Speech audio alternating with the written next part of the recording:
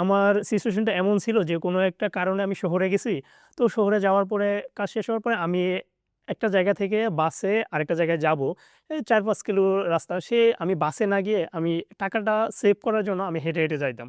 আসসালামু আলাইকুম। আমি নাদিম মাহমুদ উল্লাস। আমি পড়াশোনা করছি চট্টগ্রাম বিশ্ববিদ্যালয়ের যোগাযোগ ও সাংবাদিকতা বিভাগের ৪র্থ বর্ষে। আমার বাড়ি জামালপুর জেলার মাদারগঞ্জ উপজেলায়। আমার বাবা পেশায় একজন কৃষক ছিলেন এবং ২০২৩ সালে যখন আমি ১ম বর্ষে পড়াশোনা করি, তখন আমার বাবা মারা যান। তো আমার বাবা মারা যাওয়ার পরে আমি একটা ক্রাইসিস সিচুয়েশন এর ভিতরে চলতেছিলাম। তো ওই মুহূর্তে আমার সিচুয়েশনটা এমন ছিল যে কোনো একটা কারণে আমি শহরে গেছি। তো শহরে যাওয়ার পরে কাজ শেষ হওয়ার পরে আমি একটা জায়গা থেকে বাসে আরেকটা জায়গায় যাবো। এই ৪-৫ কিলো রাস্তা। আমি বাসে না গিয়ে আমি টাকাটা সেভ করার জন্য আমি হেঁটে, হেঁটে যাইতাম। বাবা মারা যাওয়ার পর আমার পড়াশোনা চালিয়ে যাওয়া একটু কষ্টসাধ্য হয়ে যায়। ওই সময়ে সেন্টার ফর জাকাত ম্যানেজমেন্টের জিনিয়াস স্কলারশিপ আমার লাইফে একটা আশীর্বাদ হিসেবে দাঁড়ায়।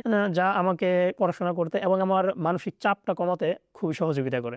সেন্টার ফর জাকাত ম্যানেজমেন্ট আমাদেরকে প্রতি মাসে ৳৪,০০০ শিক্ষাবৃত্তি দিত। এই শিক্ষাবৃত্তির পাশাপাশি তারা আমাদেরকে স্কিল ডেভেলপমেন্ট সহ আত্ম-উন্নয়নের জন্য কিছু সেশন নিত, যা আমার ইন ফিউচারের জন্য এবং বর্তমান লাইফের জন্য খুবই কার্যকরী একটা ভূমিকা পালন করতেছে। আমার দেখা মতে আমার চট্টগ্রাম বিশ্ববিদ্যালয়ে অনেক শিক্ষার্থীকে আমি দেখেছি যারা এই সিজিটিএমের ভিত্তি থেকে তার পড়াশোনার লাইফে খুবই হেল্পফুল হয়েছে। আমি অনেক স্টুডেন্টকে দেখেছি যারা একটা এই সিজিটিএমের ভিত্তির কারণে তার পড়াশোনা চলতেছে এবং অনেকেই আছে যে এই টাকা থেকে তার ফ্যামিলিকে অনেকটাই সাপোর্ট দিতেছে।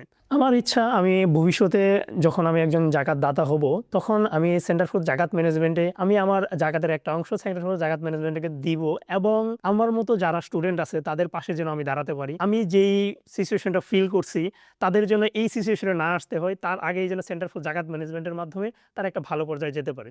ভবিষ্যতে আমি চাই যে আমি যখন প্রতিষ্ঠিত হব, আমার যে আমার গ্রামটা একদম অজপড়া গ্রাম বলা যায়। সো আমি চাই আমার গ্রামে যে অশিক্ষিত লোকজন আছে এদের জন্য আমি একটা কিছু করে যেতে, স্থায়ী কোনো কিছু করে যেতে চাই, যাতে আমার এলাকা থেকে কিছু পোলাপান আসবে যারা প্রতিষ্ঠিত হবে, এলাকার জন্য কিছু করবে। এটাই আমার লাইফের সবচেয়ে বড় একটা চাওয়া।